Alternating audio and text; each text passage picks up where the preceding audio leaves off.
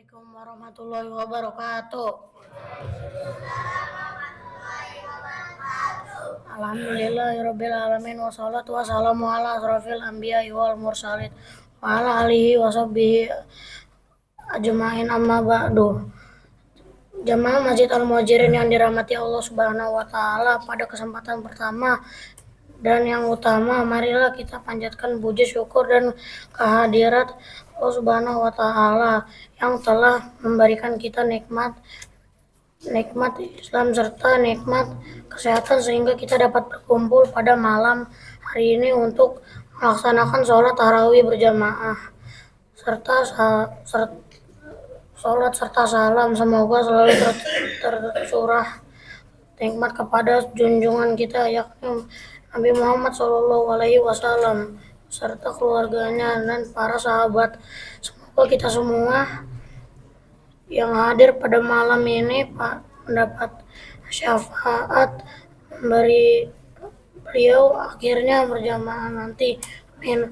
Untuk memberi keberkahan pada malam hari ini, marilah kita buka dengan baca basmalah bersama-sama. Bismillahirrahmanirrahim. Pada malam yang penuh berkah ini, yang akan memberikan ceramah sekaligus sebagai imam sholat tarawih adalah Bapak Ustadz Muhammad Ridha. Alhamdulillah beliau sudah berada di tengah-tengah kita. Untuk itu kami persilahkan kepada beliau untuk memberi ceramah sekaligus memberi imam sholat tarawih. Demikian yang disampaikan. Terima kasih atas perhatiannya dan semoga apabila ada kesalahan.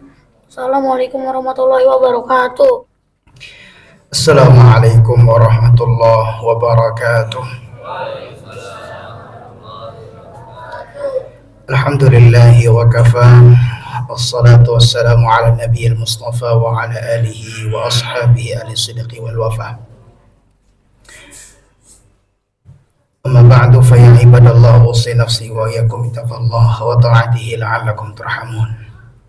Alhamdulillah, Bapak Ibu, adik-adik semua, kita sudah masuk malam keempat di bulan Ramadan kali ini. Mungkin sudah Ramadan yang kesekian ya Pak ya. Dan kita berharap Ramadan tahun ini dan Ramadan yang akan datang lebih baik dari sebelumnya. Amin ya rabbal alamin. Kita akan fokus membahas tentang tarawih dan witir yang sebetulnya praktiknya sudah lama kita lakukan. Jadi kalau mau mengajarkan bagaimana melakukannya, agaknya kita sudah pernah melakukan semuanya. Tapi izinkan kami menyampaikan sedikit kisah asal muasal tarawih dan witir ini dilaksanakan, khususnya di bulan Ramadan. Asasnya adalah sabda Nabi Sallallahu Alaihi Wasallam, "Man qama Ramadana imanan wahtisaban, ghufira lahu ma taqaddama min dhanbi." Hadisnya kalau diterjemahkan ke bahasa Indonesia, barang siapa yang melaksanakan qiyamul lail di Ramadan imanan wahtisaban. Imanan itu berarti berlandaskan keyakinan kepada Allah. Wahtisaban, dengan penuh pengharapan pahala. Ihtisaban lil ajr, maka akan diampuni dosa-dosa yang telah lalu. Ini asal muasalnya, hadis awalnya. Tapi gak ada kata-kata tarawih di situ. Kata tarawih ini baru viral kalau tidak salah di zamannya Sayyidina Umar Ibn al-Khattab radhiyallahu an, ketika di masa khilafah beliau. Sebelumnya dikenal dengan qiyamul lail. Maka kalau bapak-bapak, ibu-ibu sekarang ke Arab, ke Masjid Haram, Masjid Nabawi, itu nanti bilalnya di awal akan bilang Salatul qiyam jami'atan rahimakumullah. Salat qiyamul lail begitu. Istilahnya bukan tarawih.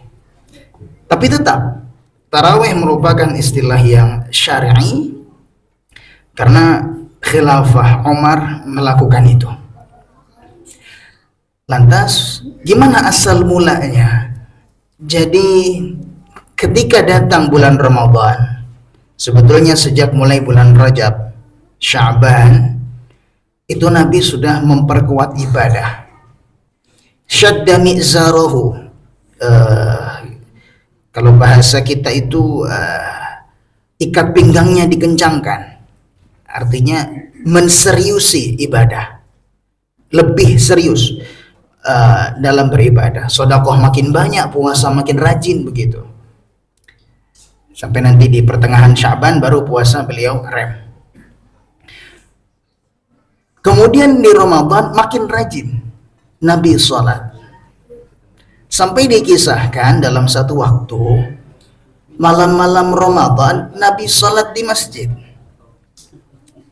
Wah, sahabat melihat. Jadi Nabi nggak bikin woro-woro dulu. Sahabat melihat Nabi sholat nggak bilang-bilang. Setelah Isya malam, sholat malam. Lantas sahabat ikutan di belakangnya Nabi. Dikisahkan dalam hadis ini Nabi baca surat Al-Baqarah. Al-Baqarah ayatnya berapa Pak? 286.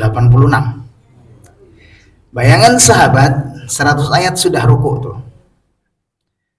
Ternyata lanjut sampai ayat 286 selesai. Berarti kira-kira 2,5 juz. Masih rakaat pertama, belum ruku.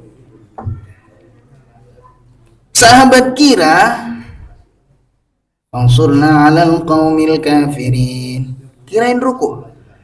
Lanjut Alif Lam Mim, Ali Imran masuk.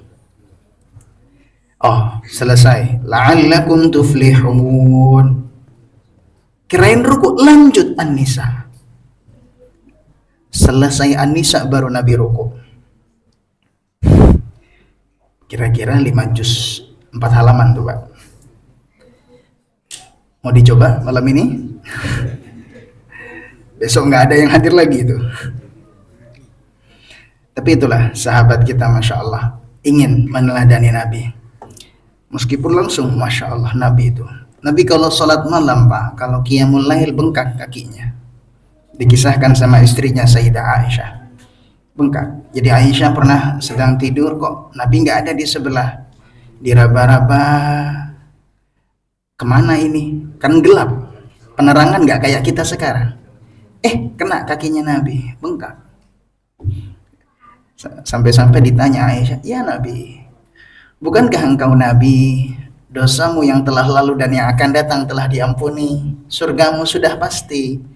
Lantas kenapa engkau sholat sampai begini? Nabi bilang, afala akunu abdan syakura, memangnya aku tidak boleh jadi hamba yang bersyukur, kata Nabi. Syukurnya Nabi salah satunya dengan tadi qiyamul lail di Ramadan. Yang kemudian kita kenal dengan istilah tarawih karena dilakukannya dengan rileks, rohah. Jadi tarawih asalnya dilakukannya santai Pak, nggak buru-buru, bukan 20 rakaat 7 menit selesai, bukan, tapi rileks. Bahkan kadang-kadang ini kami berdasarkan pengalaman saja yang di sana di Madinah, di Makkah, yang mungkin usianya sudah lumayan, menyediakan kursi langsung. Sesekali nanti berdiri, sekali sholatnya duduk. Karena sholat sunnah ada keluasan untuk duduk. Gitu. Lanjut sampai 20 rakaat. Saking santainya di sana kalau selesai tarawih jam 11 Pak.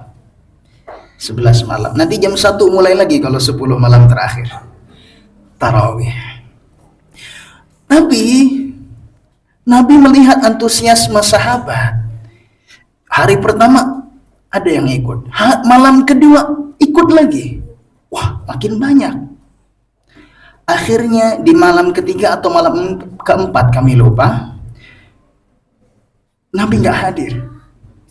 Sahabat sudah ngumpul di masjid. Gini kira-kira, sudah siap-siap. Tapi Nabi nggak datang, nggak keluar dari rumahnya. Padahal rumah Nabi tetanggaan sama masjid. Jadi setelah sholat Isya sudah di rumah. Sampai subuh sahabat nunggu. Keesokan harinya Nabi keluar subuh, ditanya, kenapa engkau nggak keluar ya Nabi? Nabi bilang, saya takut. Ini kalau dilanjutin dan kalian antusias mengikutinya, takutnya taraweh jadi wajib hukumnya. Kalau wajib, wah, kemungkinan besar, bukan kemungkinan besar, kalau wajib yang nggak melakukan berdosa. Itu saking sayangnya Nabi sama kita. Kalau dilanjutin bisa wajib taraweh itu Pak, tapi ya enggak. Bentuk kasih sayangnya Nabi ke kita. Bagian kedua, witir. Kalau witir ini selain Ramadan pun Nabi tidak pernah meninggalkan. Jumlahnya ganjil. Witir itu artinya ganjil ya Pak, ya Bu. 1, 3, 5 dan seterusnya. Ada witir 9 rakaat ada. Tapi kita yang asing melihatnya, mendengarnya. Tapi ada. Yang nggak boleh adalah kita sebelum tidur witir 3, habis bangun alhamdulillah sebelum sahur kita witir lagi 3. Itu nggak jadi ganjil.